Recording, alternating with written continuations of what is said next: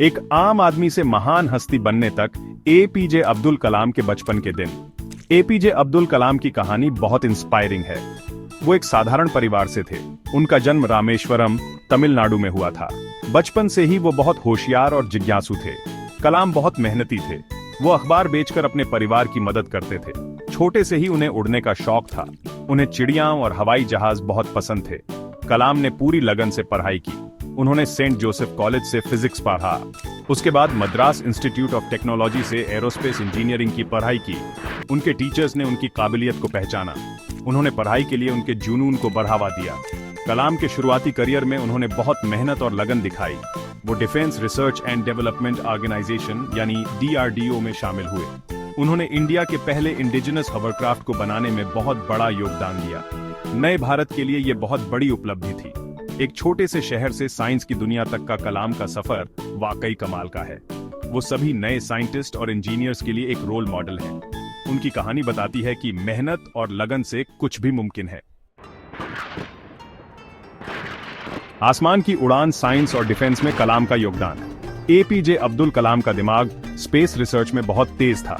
वो 1959 में Indian space research organisation यानी ISRO में शामिल हुए। ISRO में उन्होंने सैटेलाइट लॉन्च व्हीकल 3 यानी SLV-3 बनाने वाली टीम को लीड किया। ये इंडिया के लिए गर्व का पल था।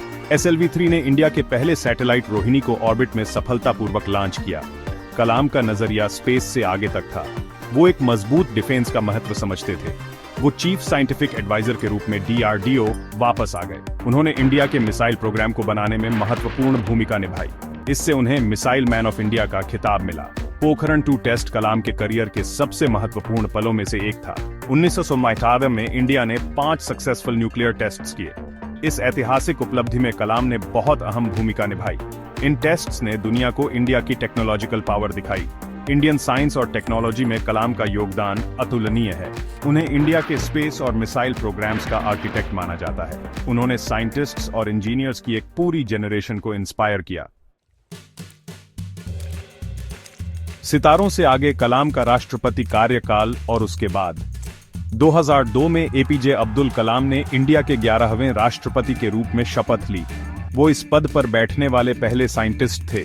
उनका राष्ट्रपति कार्यकाल उनकी विनम्रता और लोगों से जुड़े रहने के लिए जाना जाता है। उन्हें जनता के राष्ट्रपति के नाम से जाना जाता था। कलाम युवाओं की शक्ति में विश्वास रखते थे। उन्होंने पूरे देश के स्टूडेंट्स को एड्रेस किया। उन्होंने उन्हें बड़े सपने देखने और मेहनत करने के लिए प्रेरित किया।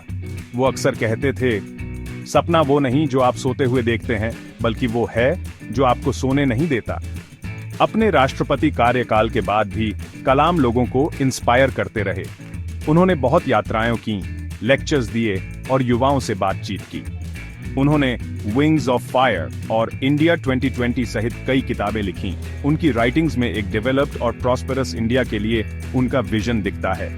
एजुकेशन और इनोवेशन के लिए कलाम की कमिटमेंट हमेशा बनी रही। उन्होंने what can I give movement की शुरुआत की। उन्होंने लोगों को नेशन बिल्डिंग में योगदान देने के लिए प्रेरित किया। प्रेरणा की विरासत मिसाइल मैन को याद करते हुए 26 जुलाई 2005 को एपीजे अब्दुल कलाम का निधन हो गया। IIM शिलांग में लेक्चर देते हुए उन्हें कार्डियक अरेस्ट हुआ। उनका निधन देश के लिए बहुत बड़ा नुकसान था। कलाम की विरासत उनकी वैज्ञानिक उपलब्धियों से कहीं आगे तक फैली हुई है। वो एक सच्चे विजनरी थे। वो सपनों और मेहनत की ताकत में विश्वास रखते थे। उन्होंने लाखों लोगों को एक्सेलेंस के लिए प्रयास करने के लिए प्रेरित किया। उन्होंने हमें विनम्र, दयालु और बड़े सपने देखना सिखाया। कलाम का जीवन और काम आज भी हमें इंस्पायर करता है। उन्हें हमेशा मिसाइल मैन ऑफ इंडिया के रूप में याद किया जाएगा। उन्हें जनता के राष्ट्रपति के रूप में भी याद किया जाएगा। उन्होंने हमें दिखाया कि डेडिकेशन और परसेवरेंस से कुछ भी मुमकिन है।